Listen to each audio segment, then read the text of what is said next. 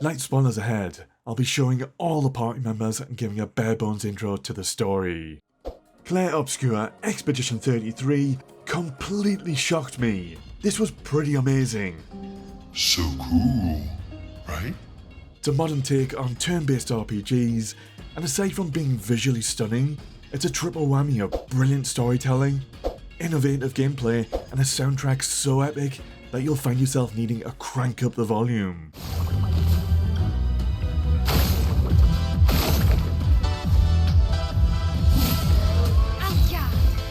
Hands down, the best turn-based RPG I've played in years.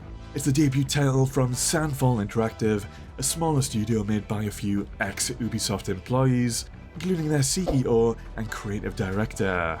Oh, and they're French. Oui? Okay, bare bones introduction to the world of Clair Obscur, Expedition 33. We're in the stunning city of Luminas. Looks amazing with tons of character models on screen at once.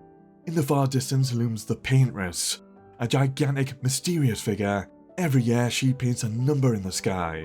That number is a death sentence. Anyone above that age dies instantly. And every year that number counts down by 1.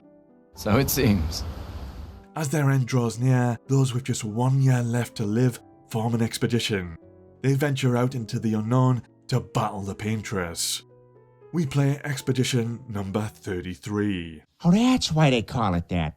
I love the unique premise, and I was very quickly invested in the story and characters. Welcome to the Disaster Expedition. So this is a turn-based RPG inspired by more classic Final Fantasies and other old-school JRPGs. What makes Expedition 33 stand out is its French flair.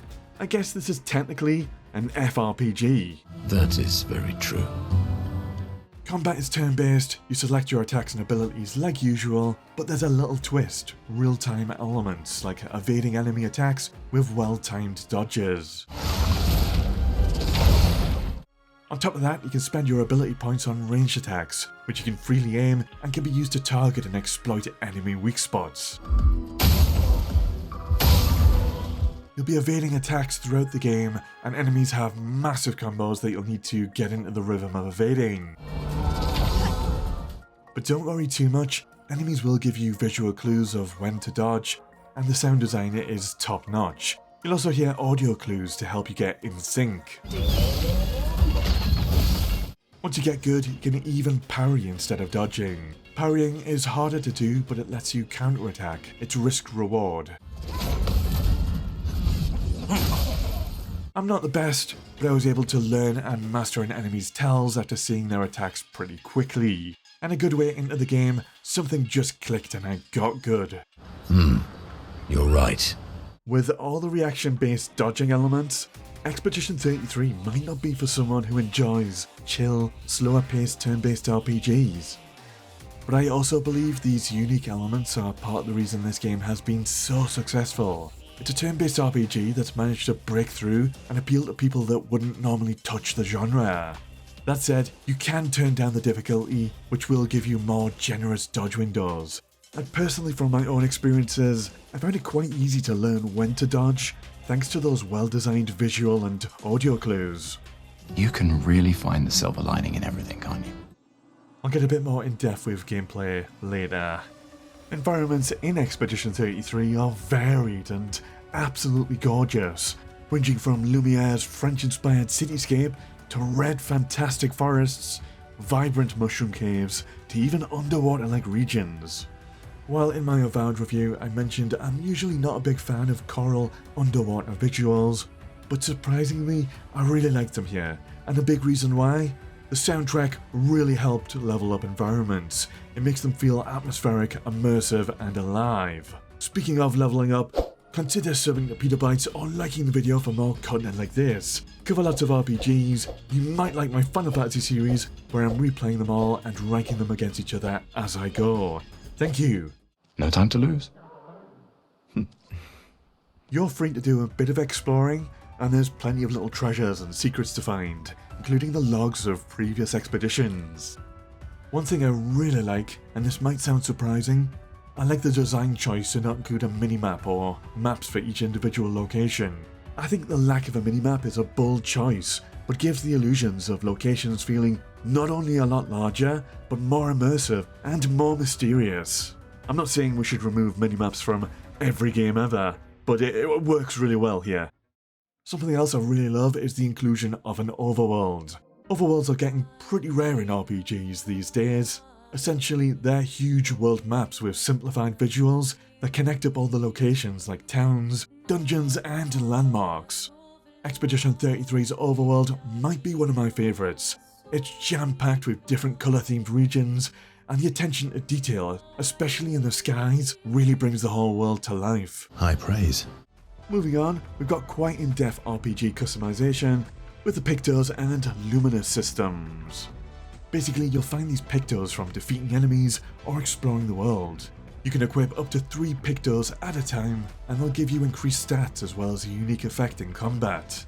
From getting extra ability points when dodging an attack, to allowing you to perform double attacks.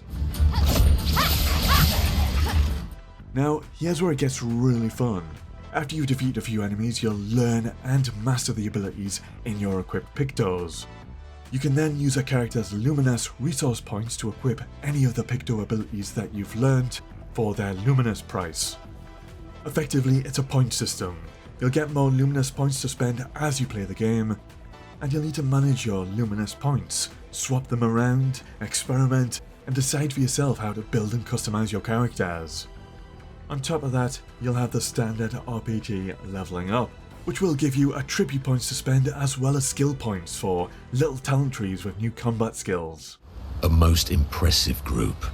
I've got to admit, the turn-based combat is really slick, animations are over the top, and it's super satisfying learning all of its intricacies, like timing, status effects, exploiting enemies' weaknesses, and coming up with your own personal strategies and combos with abilities. Every playable character has their own unique systems, mechanics, and abilities, and the stronger you get, the more insane and over the top your ability animations become.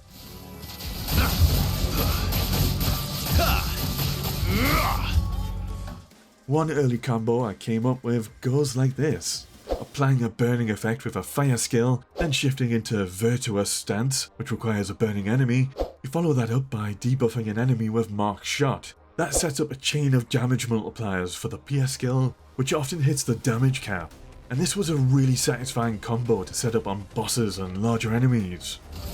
Precise strike.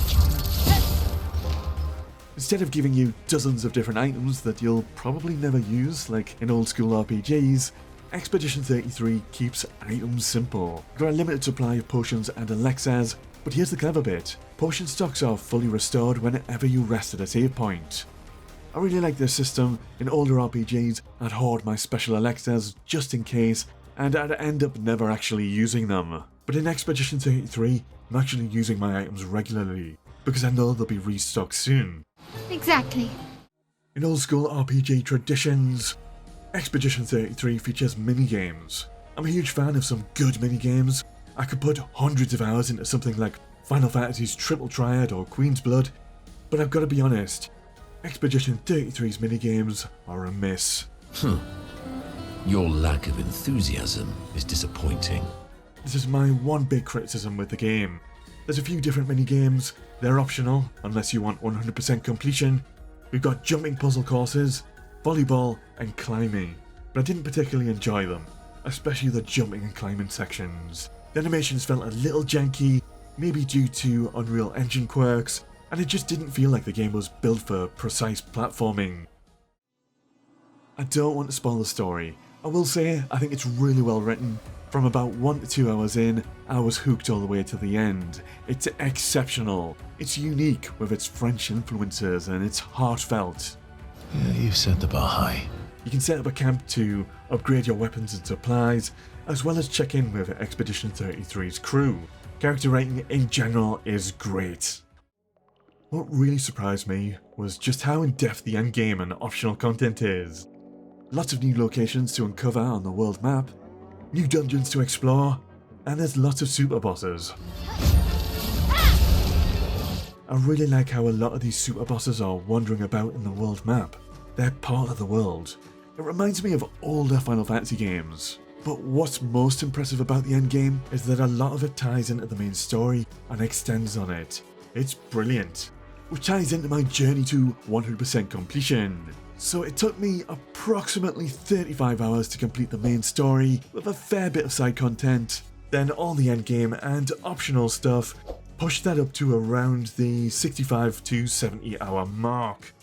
Acquiring 100% includes beating all the minigames. That one was a little annoying. Grinding out to maximum level, that's level 99. Collecting all the journals of previous expeditions. And completing all the little side quests. Side quests are very small tasks, and there isn't even a quest journal for your side quests, which I appreciate. There's also beaten several endgame dungeons, including the Endless Tower and super bosses that I'm not going to spoil here. I can 100% recommend going for 100%. It's an awesome fun challenge, but best of all, like I said, the endgame ties in with the story and expands on it. It is so good. I won't say thank you. Thank you. Alright, time to rank Clair Obscur Expedition 33 and see how many petabytes it earned. I had a lot of fun with this RPG, both the main story and its endgame was exceptional.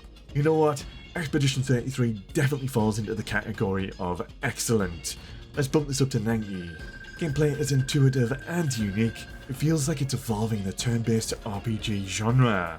This is breaking through and reaching players who don't normally play turn-based RPGs. The story, brilliant. I was hooked, emotionally invested. There's so many epic moments that hit hard. I was blown away by the end. That ties in with the incredible soundtrack. It elevates the game in every aspect. I can guarantee goosebumps and those hair standing on end moments. It's the kind of game that stays with you. Months after finishing it, you're still thinking about the story, the characters, and definitely listening to the soundtrack. And let's not forget, this isn't a £70 AAA RPG. This is significantly cheaper. Serious bang for your buck. And that pushes this all the way to 95 petabytes.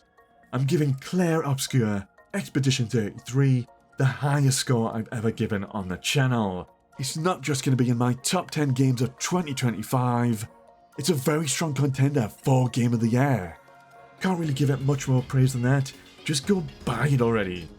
If you're struggling with timing your dodges, keep going at it. Something just clicks after a while and it gets easier. Alright, have a good one.